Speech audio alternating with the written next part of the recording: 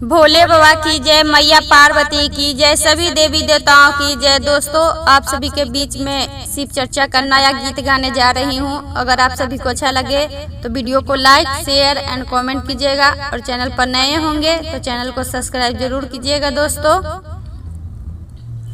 अरे नाम नमा लागे गुरुजी घरवा आंगनवा से, नाम नमा लाग है भवनमा हो लाल से, नाम नमा लाग है भवनमा हो लाल।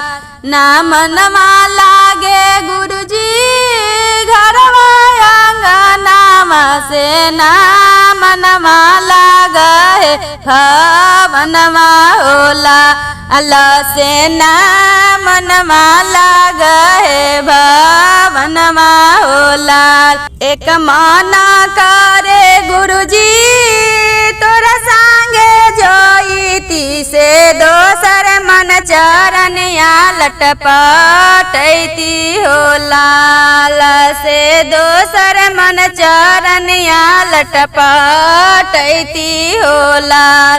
एक माना करे गुरुजी तोरा संगे जोईती से, दोसर मन चरनिया लटपटैती हो लाल से, दोसर मन चरनिया लटपटैती हो लाल।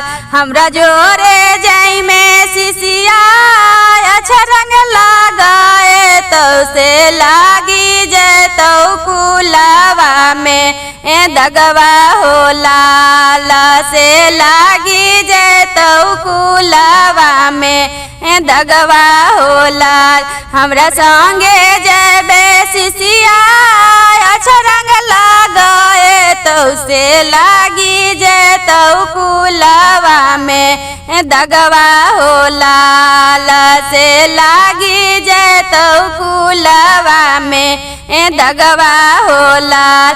जहाँ जहाँ दया मांग में वहाँ वहाँ बोस पति जी पर दया बरसई बहु होला आला से, पति जी पर दया बरसई बहु होला।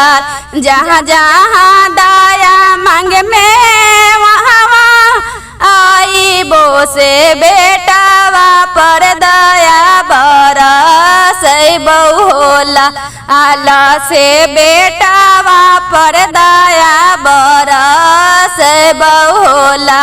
जहाँ जहाँ दया मांग में वहाँ वहाँ बहु से बेटिया पर दया बरसई बहु लाल से, बेटिया पर दया बरसई बहु लाल।